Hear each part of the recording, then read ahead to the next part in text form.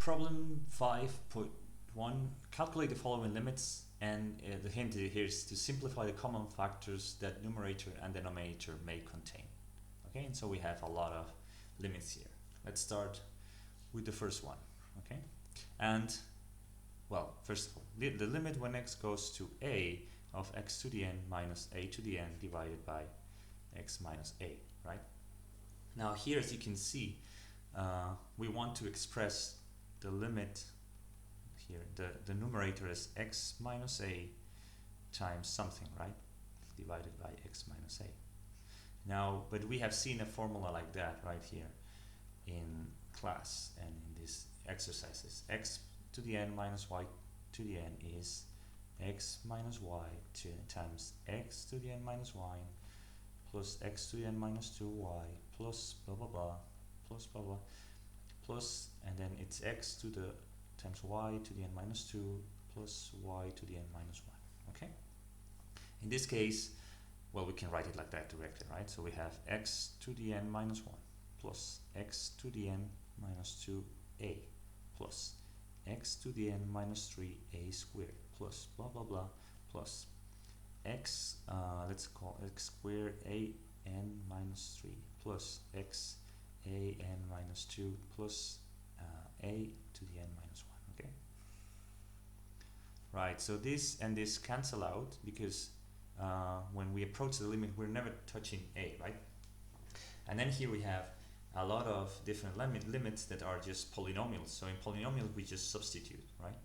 So we have a to the n minus 1, and then a times a to the n minus 2, a minus 1, a to the n minus 1. You can see that all of these factors is a to the n minus 1, and there are n of them. Okay, you can number them if you want. Okay, there's 1 with no a, and a and is 0, 1. You can number them by the exponent of a. For instance, it's 0, 1, 2, 3, 4, n minus 3, n minus 2, a minus 1.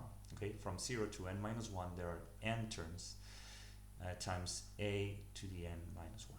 Okay, and this is another way of writing actually the derivative of x to the n when it approaches a. Okay. Okay, so let's do part 2. Okay, all of these are the same.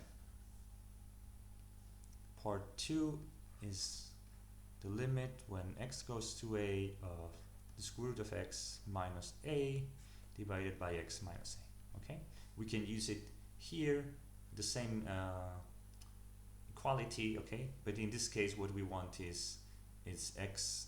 We can take n equal 2, right? And so this is x is going to be the square root of x, and y is going to be the square root of y. Okay, so in other words, we have x minus a. So the limit when x goes to a of x minus a divided by x minus a times, and then we have the square root of x plus the square root of a, right? This is how it works. And then this and this cancel out, and then this is going to be 1 over 2 times the square root of a. Okay, which again is the same as the derivative when the square root of x goes to a, but used in the definition of the limit. Okay, now let's do 3. This is the limit when x goes to 64 of the square root of x minus 8 divided by the cubic root of x minus 4, right? And now here what we're going to do is, let's see, we're multiplying by the square root of x squared, the square root of x plus 8. So you have x minus 64 in the numerator, and you have the cubic root of square root of x minus 4 times x, the square root of x plus 8, right? And now we want to substitute this thing.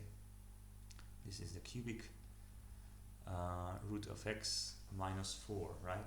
And then we want to apply this thing, right? So this is, x is going to be in this formula the cubic root of x, y is going to be 4, right?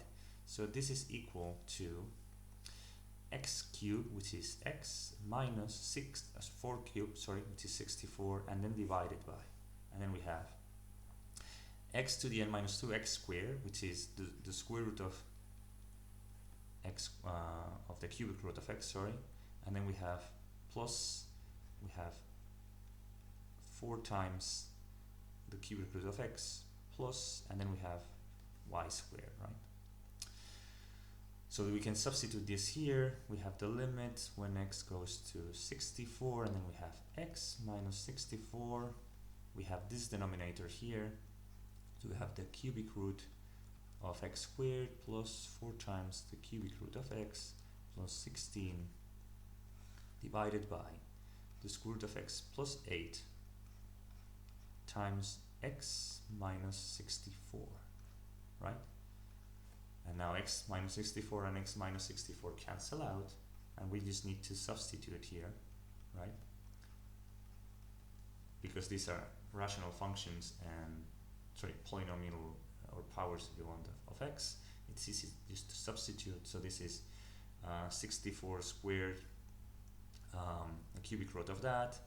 So this 64 is 4 cube, and so this is sorry, this is the same as saying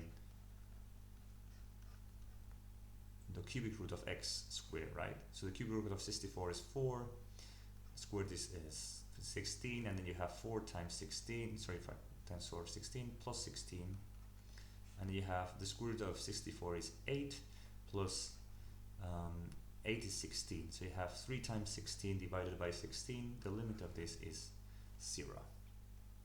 Okay.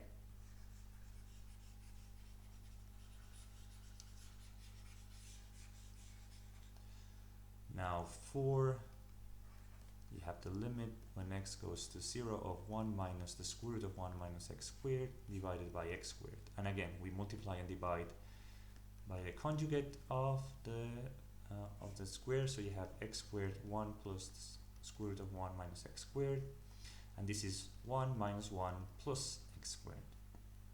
So this and this cancel out, x squared and x squared cancel out, and then you have when x goes to 0, this goes to 1, the limit of this is 1. Okay? These things are always the same, so I hope you get the hang of it. Now this is an interesting one. The limit when x goes to 0, 1 over 1 minus x cubed minus 1 over x. Okay? We could do two things. We could write everything in the numerator in the same fraction and then cancel out everything. You can see there's a term that's going to be 1 here in the numerator. So everything here is going to be a fraction, function of x. We can divide by x and get rid of this x here, right?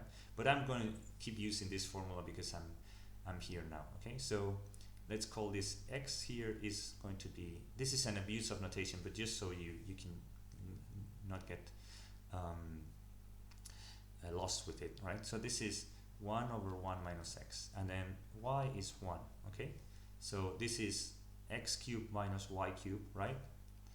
This is the limit when x goes to 0, and then this is x minus y, so 1 over 1 minus x minus 1, and then you have 1 over 1 minus x squared minus 1 over 1 minus x,